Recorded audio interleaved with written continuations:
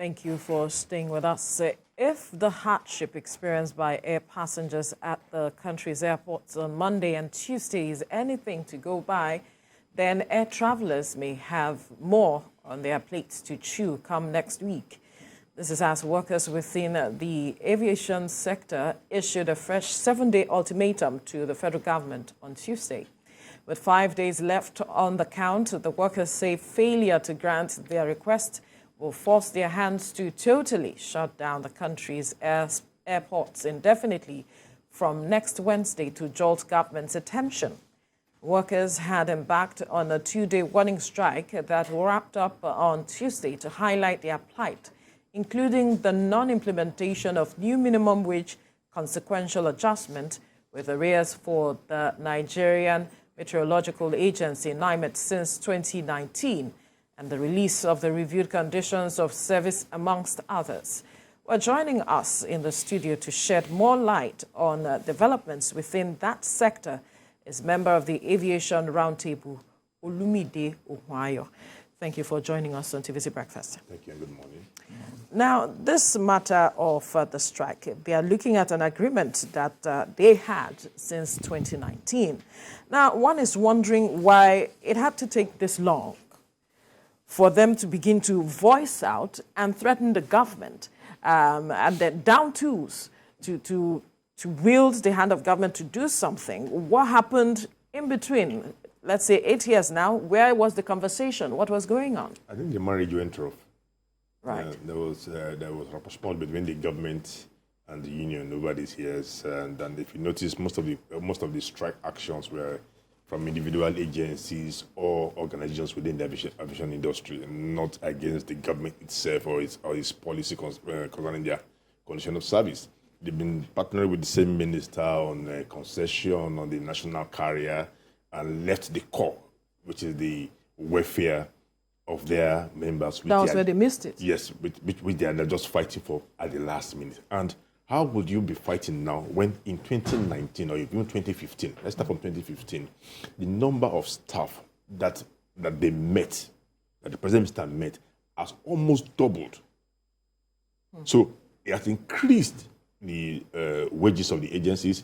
It has made the little resources that has not made them operate efficiently go worse. So I thought they should have started with when they were packing the agencies with people who were not even qualified to be staffing the agencies, and we were just impeding training and career development for other staff members. Now all has come up now, and for this, what they're asking for is genuine. And like you said, why wait till the 90th minute before you realize that you need to get this done? This should have come up in the early stages of the second term of this government. Please, you have the numbers. No, I cannot give you those numbers here now. But I know that, and in the last 2 months, it has even worsened, because it's as if as money is going, almost everybody that comes into the ministry for a visit is now being moved into one agency or the other. And this will also affect what the unions are fighting for, because they're going to increase the cost on the agencies. So I think that we still have much, but my fear is, why lump all the problems we're having now? We're virtually pushing it to the incoming government to come and resolve. Because I'm sure anybody coming to the Ministry of Aviation now is not coming in to sit down in peace. I'm sure the first 6-7 months of resuming office, it will be trashing problems that are left behind, including the litigation. Let's look at the... Well, sorry. Do you think that looking at this issue of staff, that the best way to do it is also to weed out the staff? Why didn't they ask for that? Why didn't they say, look, when we made this agreement, this was our staff strength. Now that we are this, our staff has almost doubled. Why don't they say, okay, why don't you weed out? I mean, did they need those staff? Unions can never say that publicly or part of a policy, because their main job, their primary core objective is to save jobs and the welfare of their staff. So they will never say that. They might say it off the records, but they will never say it with staff. But they should know that they must start with that, because everywhere is now populated with people based on political appointments, and they're all over the place, which is affecting the career development. I think that is more important for me. Let them start from there before they begin to adjust into the appropriate welfare structure for their members. They must address that. Now, there's the matter of the minister, Hadi Sirika, being quiet about this matter that some persons have pointed out. And it begs the question of the sincerity of the minister to addressing some of these issues from your point of view. What do you think? You see, for me, like I said, the minister had a very good relationship with the unions till almost about maybe 2-3 months ago. They went with him to talk. They took all of them to Turkey and Brazil to go and look at our airport and concession. They went to the African countries to see what Ethiopian Airlines is doing with other African partners. So they've been jollying and working together. But for me, I think there's the minister have made some mistakes, which we just wait for maybe June 1st to start seeing corrections. But I think the greatest of all is that this is a period where the man should be transitioning. He should be preparing his handover. But rather than do that, he's still trying to implement and then take decisions. And one of them is the demolition of the agencies, which the unions have added to their demands. What are you demolishing now? Prepare your handover notes. Let the new minister and the new regime decide on that. Put in your handover that from June 1st, start demolishing anything you see that asks you to demolish. Good, then let's see what the new government will say. I think the minister should step down on all projects and implementation right now and just prepare his handover notes. In other words, he has had a very, very bad tenure as minister. It must be a disaster as minister. One, you're overemployed, you don't have the resources, you are postponing the evil day, you are trying to demolish stuff. I think it's even because the overemployment, because even the overemployment is even tweaked to its side of the country. There was no further character in the employment. And these are the things that must be looked at when the new government comes in. That is what creates more problems about weeding out. Exactly. So if you start weeding out, they'll say you are weeding out because you are trying to take. You are discriminating. That will be inevitable, because if you don't weed out, if you don't appropriately do the staff structure, those agencies would never run efficiently and competently. I had this problem with NIMASA when I attended they were doing a problem. They were giving the rewards to staff who have served a certain number of years. And I discovered that each year that they went to reflected the staff of what am I saying? The DG at each time reflected the ethnic and the regional proclivity of the DG. Those are the people who were being given rewards at a particular time, which means that if I'm DG from Shekiri land, then I put the Shekiri people there. Then I'm DG from Sokoto, I put people from Sokoto, and so on. So it means that there was no fairness. And these are some of the things that we need to look at. I don't think we have, what they call it, a template or regulations yet to guide employment of people when it comes to agencies in the country, because this is the terrible thing that is going on everywhere. But there's the federal character there that who monitors it. Exactly that's the point. And also, sorry.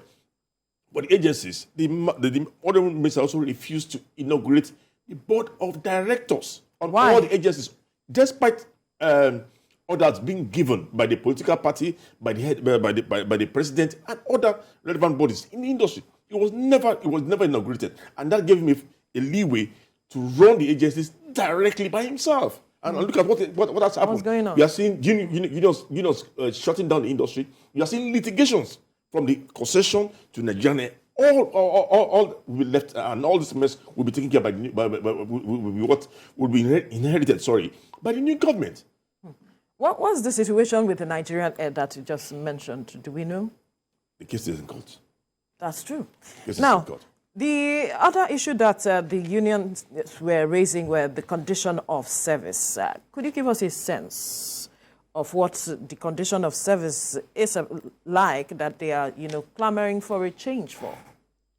No, is it a change? I think they're just asking for improvement of what they're obtaining, and I think there's nothing wrong in that. That's the job and the duty of the unions. So it's I think this was negotiated with the federal government about 6-7 years ago, and the government said, okay, we will look at it and see what we can do. Then I think they have another one with the limit. Limit is the meteorological agency, and they're asking them to do the adjustment of constitutional salaries and that they have there.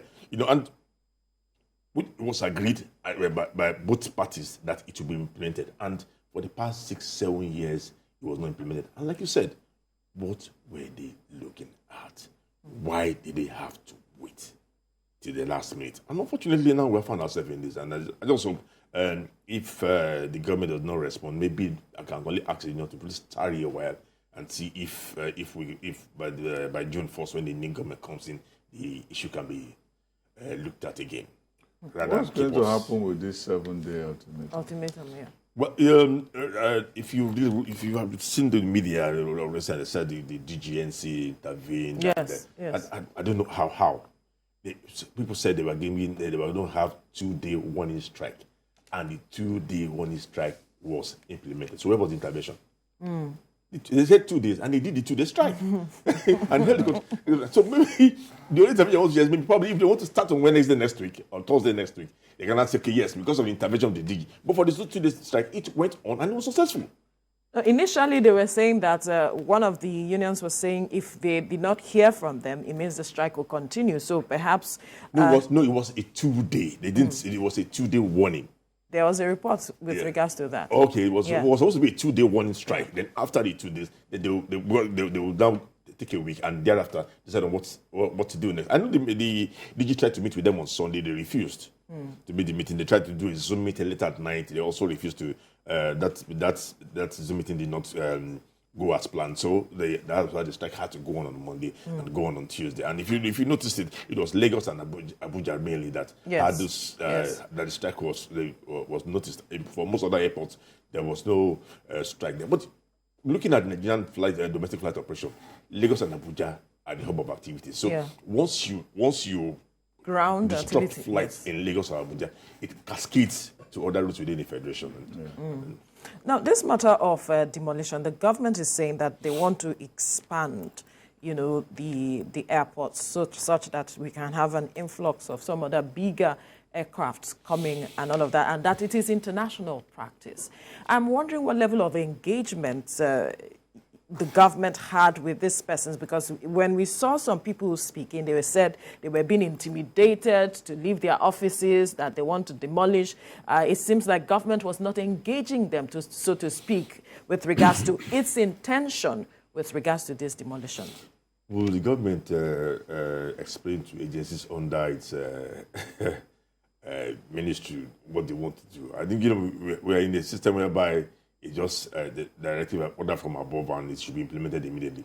But see, there are two types of demolition right now that the minister announced.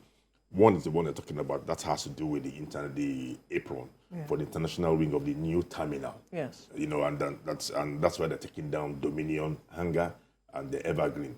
Dominion owned by Pastor Yedepo, and Evergreen owned by former DG NCA. Now, these two hangars have invested a lot of money to build their hangar and their assets. There was permission from the government given to them to go ahead with the project. So now if you want them to leave, you want to demolish, you will have to pay a lot of compensation and give them another land or a place where to move the anchor to. So have all this been done before you implemented this?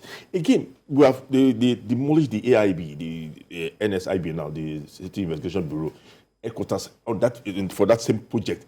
Last about 2 years ago, and nothing has been done till today. Right. So what is the guarantee that if you bring down this anger? The issue of the Dominion anger, I understand the matter is in court. Well, it's within his right, it's his asset. So it can go to court. Then the other demolition is the one around the airport premises. Where the strike took place, where you have the filling station. Yeah. Now they want to demolish the fan quarters and that environment to create an electropolis, an airport city project. But the federal government gave them 12,000 acres of land in Abuja for the airport. Let us start from where you have enough land. Let us see the project there. Let's see how beautiful it is before you now start demolishing the one that people are using right now. You have 12,000 acres in Abuja. Let's start with the Electropolis there. What What has happened to the 12,000 acres? Is there anything in the airport, an international airport, that can be done to make sure that when you arrive at the airport, you don't walk a mile before you get to your car? Because I don't see any airport where you have to be subjected to that torture. Yeah, well, it's all part of the developments and some of the errors that was made in the past. That car park was meant to work with this new terminal. Yeah, I know the new terminal is just beside that car park, but the new terminal now is not working because of the faulty location and the lack of space in the apron side. Apron side is where you have the aircraft, so the big aircraft cannot park there. And that's why you see the generational airlines are still using the old terminal and refusing to move. After we have opened the airport now for about close to 2 years, they've refused to move. And we're going to pay loans, the loans collected from the Chinese for that terminal. We are paying it. Why have they refused to move? Yeah, because of the apron side, the aircraft cannot park there. So they have to subject... It's too small. It's too small. So they have to subject their passengers an extra cost of operations on their side to move their passengers from the aircraft they come down to the terminal. It's chaos. Now, one wonders, Well, is it that we did discomfort. not know that, the design, when it was being done, that it was going to be too small? Somebody must accept responsibility. Who should accept The responsibility? government in place that built it, that chose the location, without going through the master plan. So they didn't follow the master plan. That's why you have this chaos. That's why you have dominion ways of where it is. Every airport That's why you have master plan. So if you do not follow the master plan, you will run into what we are having now. And that's why you are demolishing and demolishing. If you have to follow the master plan, you will not be demolishing. You'll be expanding. So there's still so many lands within the airport that are unused. It must have been. If you look towards Shasha side, there's still lands there. Maybe it was because they were not following master plan that you had dominion there in the first place. Maybe. That you had, what's the other one? Evergreen. Evergreen. Who owns Evergreen? One of the former DGNCA.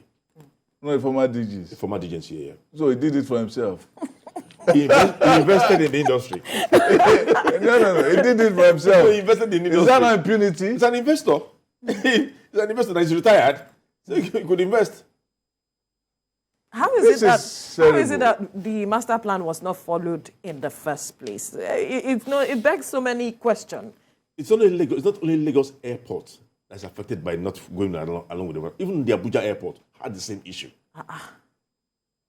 And they had to brake and rebrake and they had to abandon one part of the Abuja. Exactly. That's a lot of money. So yeah, it's actually a big cost to the public.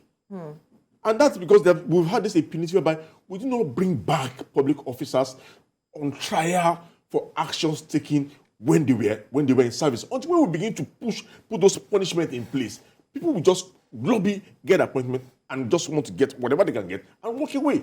There's a need to bring people back to face consequences of actions taken when they were in office. There's a need to do that. Right. Now, these are critical issues that you have raised. Now, one other issue when they met before the intervention that we talked about earlier was to examine various accounts of books of agencies with a view to determining whether or not the increases in salaries being demanded can be accommodated by the various internally generated revenue by these agencies. That was one of the interventions. They had a meeting to look into the account books. I'm wondering what sense you make of this decision, looking into the account books. They just say these things in theory, push it out to the press, everybody smiles and walk away, thinking something has been done. You came in 2015, you met people already complaining about this. Remember when we came in 2015, the Minister of Aviation, there wasn't a Minister of Aviation, we were under the Minister of Transport. Yes. And we supported it. Yeah. Because we did not want excessive power intervention from the executive arm. That's why we wanted that aviation to be under the Ministry of Transportation, whereby our agency heads will be free to operate. But after the first term, using the closeness to government, they removed aviation from Ministry of Transport and made it an independent ministry. Yes. We already having problem as Minister of State. Now you now made it full ministry. All the board of directors, that one vanished. It never became an option anymore, which is mandated in the acts of all the agencies. There's a board of directors. In the act, it's there. But up till today, maybe it's not going to read tomorrow morning. Up to today, we don't have that, and that has given the executive a lot of leeway to the agencies running it directly with the agency heads. Now, when we come in 2015, we asked for restructuring of the staff strength to make these agencies more efficient. And what did we get? They set up a committee. Within about 2 or 3 months, they had come up with some restructuring programs, and they would be implemented, and everybody clapped. But not really happened. But what has happened now? The staff strength they have right now in all the agencies are even more than what they met. And what they are generating, so they cannot accommodate it. So they cannot accommodate it. So if you want the staff to get good condition of service, if you want them to work effectively, they must see a career progression. But what has happened? Almost all the directors in FAN, all of them were from outside. All. So and people are getting to GM level. Next thing, you are retiring them. It's terrible. Is that what this Minister Sirika has done? The press is there. Everything is on record, so you can check it out. So how it's a disaster. The point is that he's leaving the office now, and he has just that's why I don't want to leave the office. Let us start looking at he's living a very bad legacy. About 30 days now. That's where I'm going. How do we begin to write? 7 or 8 years. How do we begin to right the wrongs, especially with the incoming administration? There's a lot on their plate as it stands, from what you have explained. Obviously, there's a lot on their plate. Because they are saying that even the minimum wage they cannot pay. The new minimum wage they cannot pay. And then you are bringing staff from everywhere. Bringing aunties and uncles and first cousins and relations and nephews. Children, all of them, bringing everybody there. I think there's a need to come to party. That would be the starting point. There has to be an audit of that. Then those who are supposed to go should go. And those employed in the last 7 to 8 years. Yes. There must be an audit. There should be an audit. That's where we should begin from. That's where we should begin from. Then we now begin to address the condition of service. That's where we should begin from. Right. Because and I'm so surprised that the unions who are calling for this condition of service are so quiet and silent. Why are they quiet? On this very issue. Why exactly? Why are they not raising this? Yeah, that's affecting the condition of service. Why are they not raising it? I think they are caught up by their own moral crisis. Because Labour, as you said, does not want to talk about weeding out people. Because they have to give everybody a job. And then you want welfare. So why are you going to get it? You want good welfare. You want good welfare. And you are seeing them bringing all kinds of above the minimum age. Because and you are not addressing it. All the agencies have addressed the minimum age. Issue. You want things above the minimum wage. You just need things that is commensurate with what your colleagues are getting outside the country. Then you must keep professionalism to get that. You must be able to have competent and quality number of staff to get this condition of service. But today, cousins, nephews, village heads, political party, world leaders, children and staff and friends are being employed and thrown in. And the federal character is not even employed in this employment. A policeman recently has been pushed into aviation security. A corporal in the military, in the police. Anyway, from June 1st, we start bringing out everything. Why are we waiting till then? Let's wait till then. Yes, probably there because the sheriff in town has to leave. Let's wait till then. Let's wait till then. Means that in the 7 days that they have given the government now, you are not confident that anything will happen. No, I think something would happen. I think they will just speak to the unions. I also want to plead with them if they can allow, give some room. I'm not saying they should throw away all the demands, but I think they should be able to negotiate and get something in place and hold on till the new government comes in. We keep negotiating and negotiating. But like we have agreed here, they should first address the audit. The auditing of staff stress. Yeah. Yes, they should start with that before coming to condition of service. Because if you address that, then But from what you said, I doubt if they will put that There'll forward. be another outcry. Why did you employ us and now you are sending us away? they should find a way. There's other places they can push them. Now we have before we started this program, we were talking about security in the country. So they can put them in those security outlets to help us fight the security issues we have in the country now. We are still looking for people there, so they can put them there. So somebody was they be in the aviation? So somebody whose job is just to